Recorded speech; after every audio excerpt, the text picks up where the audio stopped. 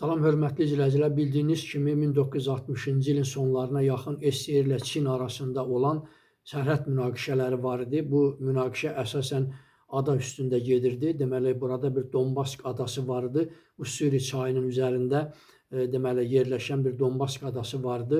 Bunun uğrunda mübarizə gedirdi. Nəhayət, deməli 1969-cu ilin mart ayının 2-də deməli Çin qoşunları, sərhəd qoşunları həmin adaya hücum eləyir və burada Sovet qoşunlarına təsir eləyirlər və Sovet qoşunları, sərhəd qoşunları da deməli hücuma keçərək bunlara cavab verməyə başlayırlar və nəticədə Sovet qoşunları geri çəkilir, məcbur olurlar və nəhayət 15 martda 1969-cu ildə Çin qoşunları artıq artilleriyadan istifadə etməyə başlayır. Bu zaman bunu görən Sovet qoşunları artıq deyildiyinə görə gizli bir silahdan istifadə edirlər. Əslində bu silahın adı deməli BM-21 Grad reaktiv silahı idi, amma Çin mətbuatında göstərilir ki, bu silah əslində lazer silahı idi.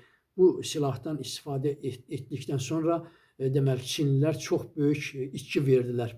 Ona görə də Qərb mətbuatında da bu silahı lazer silahı kimi qələmə vermişdilər. Və beləliklə də bu müharibədə qalib tərəf olmadı. Hər iki tərəf özünü qalib elədi. Amerikanın deməli bu məsələdə diplomatik yolla bu məsələni həll elədi və bu müharibədən sonra Amerika ilə Çin münasibətləri yaxşılaşmağa doğru getdi. Bu müharibədə demək Azərbaycanlılar da iştirak etmişdilər. Onlardan biri Siyəzən rayonunda, indiki Siyəzən o dövrdəki deməli Dəvəsi rayonundan olan əsgərimiz, Allah rəhmət eləsin, Tofiq Abbasov adlı bir əsgərimiz həlak olmuşdu və onun dəfnində qardaşı Xaliq də orada iştirak eləyib, yəni uzaq şərqdə dəfn olunmuşdu. Həm də burada deməli Zastava rəisi olan Strelnikov və dəstə rəisi Zastava deməli bölmə rəisi olan polkovnik deməli Leonov da həlak olurlar. Hər ikisinə və ondan da əlavə iki nəfərə, 3 nəfərə Sovet İttifaqı qəhrəmanı adı verirlər.